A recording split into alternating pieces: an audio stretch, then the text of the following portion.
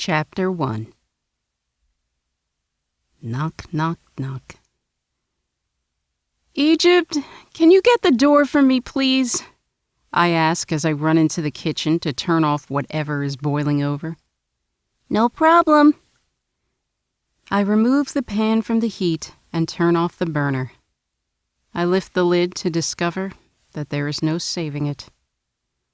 I want to scream out loud because this is the second time today that I have been so distracted that I ruined a dish. Izzy strolls into the kitchen and gives me a quick hug as she peers into the monstrosity that should be bow tie pasta and grins. "So, we're ordering pizza?" "Looks like." "Well, come on. Lakin and Penelope are trying to mix the damn drinks. I ain't trying to end this soiree with alcohol poisoning." She hands me a wine cooler and drags me back into the living room. I can't help but smile when I see my friends wearing the pink and silver sleepwear I requested. Winter in her solid pink footy pajamas, and Diamond with her satin tap pants and cami set. Lakin in a pale pink satin negligee because, of course, she has to be extra, and Penelope in a pink version of Wonder Woman underoos. Egypt opts for a traditional cotton PJ set, and Mona is equally cozy in her cotton combo as well. Izzy's pajamas are a pink pair of sweats and a bra. "Oh, hell no," Penelope says as she sits up from the sofa. "We all agreed to this girly bullshit, but your ass ain't even wearing pajamas, let alone this pink crap." "I'm about to get changed now. Running behind. Give me a damn break." "You do too much," Winter chimes in. "Just saying." "No, I don't. Yeah, whatever," Diamond interrupts. "What are we eating?" she asks, looking up from her phone. "I thought you were making a dish," Lakin says as if she might cry. "I need my homemade diamond fix." I roll my eyes as I watch them all go back and forth about food that doesn't exist for the millionth time. Always the same argument. "So, who is this month's Celebrity Smutfest gonna feature?" Izzy asks. "Bet it's Jason Momoa," Egypt says, grinning. "Oh, please let it be Jason!" Lakin screams. "Now that's a tale I can get into." "It's not Jason," I say. "I am saving him for my birthday." "Yes, Lord! Would love to unwrap that package." They all burst into laughter as they suggest more names for me to write about in my blog, The Sensual Encounters of Pandora Lee, all of which I will be choosing as the months go on. It makes me so happy knowing how much people are really liking my adventures, even if they know they aren't real. "This month is special," I say. "I am not doing the one story a week gig. I have 7 tales to coincide with my Luna Madness tales from October. They were such a big hit, I figured I'd try another run for February." "Give up the names already!" I hesitated first. Usually, I just give them the manuscripts ahead of time, so that when we do the podcast for the roundtable, they already know what's going on. But I hadn't written these yet.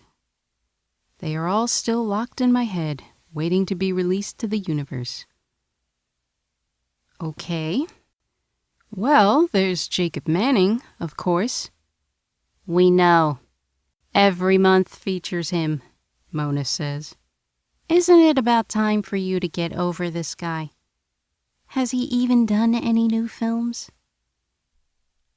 "Yeah, he's in that new DC comic film, or something, I heard," Egypt says. I ignore them and keep going. Let's see. There's Trent Forsyth, Holden Wells, Paul O., Royal Jones. "Royal?" Winter asks. No obsession, Penelope explains as she pours another drink. He's some blonde Mormon kid or something. I know who he is, but isn't he like 12? Anyway, I say, rolling my eyes again. There's Jason's song from the band Theory and Casper Fields, to name a few. Damn, girl, you pretty much doubled your workload. Ain't the only load she doubled. Once again, they all laugh, then proceed to stories fluffy and cute. That they needed to be some hardcore screwing around with this list of gentlemen. I leave them to it and go into my studio, closing the door behind me. You're supposed to be changing your damn clothes, not checking Twitter, Mona yells. I'm about to yell back at her that I am changing my clothes because this is where my pajamas are. But she'll figure that out when I return wearing them. I strip down to my panties when my computer starts dinging and pinging. My notifications are jumping like crazy. But why? I haven't posted all day. In fact, I haven't been online at all today because I set this one day aside to just defrag and reconnect with my friends. Hence, the girls' night pajama party. Just gonna ignore it. It can wait, I'm sure. I slip out of my panties and toss them to the floor with the clothes that I took off, as well as some other items I hadn't bothered to put in their proper home. Then I reach for my pajama set. I am so excited and can't wait to show them off to the girls. I have always wanted a crop top shirt, but never dared to wear one. Decided to ease my way in with these PJs, and then ultimately find a cute one to wear outside. Once again, the notifications go berserk. Curiosity gets the best of me, so I quietly sit down on my computer just to do a quick check. It's 8:17 at night. Why the hell is all of this action happening this late? Something is going on, and I need to know what it is. As soon as I begin to type, I start to feel this strange sensation course through my fingers from the keyboard. The feeling goes from mild tingles to slightly uncomfortable. I pull my hands away, but the sensation increases, traveling up my arms and through my body. Every inch it becomes more intensified. What the fuck? I back away. The notifications now buzz like someone has just flatlined. I try to stand, but my legs give way from under me.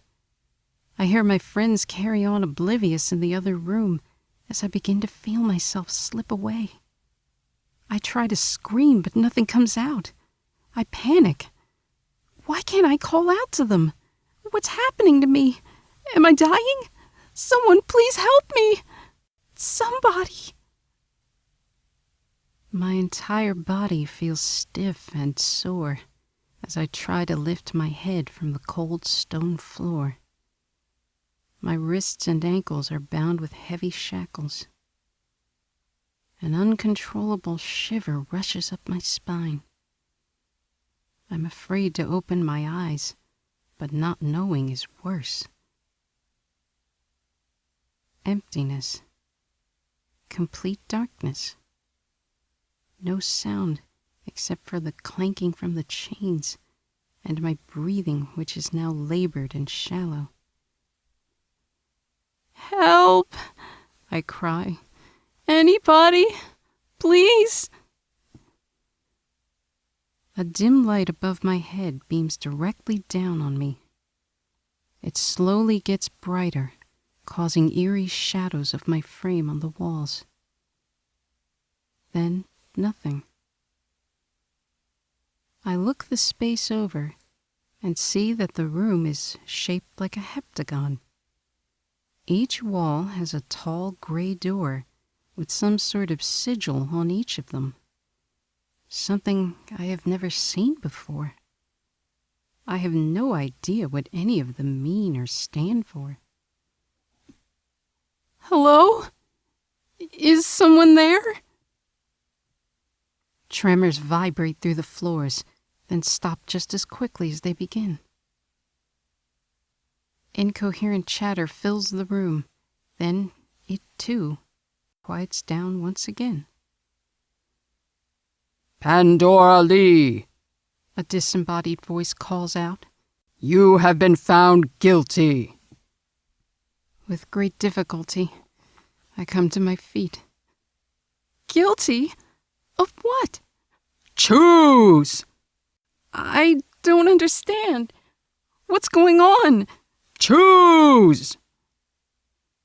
There's nothing in the room but me and the 7 doors. The voice must mean choose a door, but why? And what's on the other side? What could I possibly be guilty of? No! If you're going to kill me, then do it here. I will not comply or assist you. The room begins to quake so terribly that I lose my balance and fall back to the cold stone floor.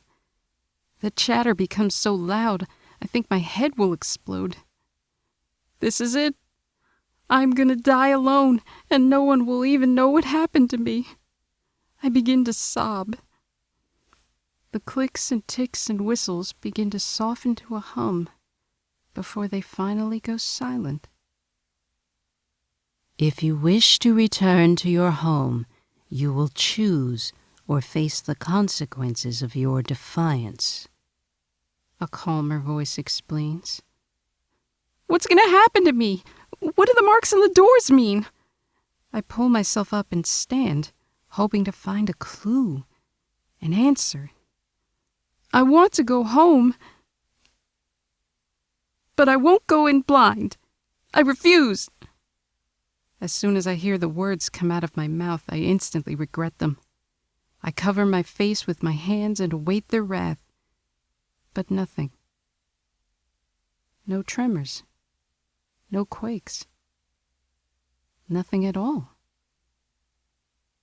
On the other side, you will need to figure out who you are, why you are there, and fulfill your purpose. Only then will you return. Will I be defenseless? Your skills will present themselves the longer you are immersed. Who are you? Why are you doing this to me? Choose. I can sense that their patience is running out, and I am too scared to just stay put at this point. Better to accept my fate and take my chances with what's on the other side of the door. But which door? Is there a correct one? I don't dare ask another question. Shackled and naked, I inch my way to the door directly in front of me. Every step I take, I keep praying that I will just wake up and realize that I must have passed out and this is just a dream. My hands are shaking, but I grab and turn the knob. I slowly open the door, but there is nothing but a void. A low hum begins to build in the chamber. They're talking to each other again. God, please don't let me die here, I say as I close my eyes and cross the sill of the door.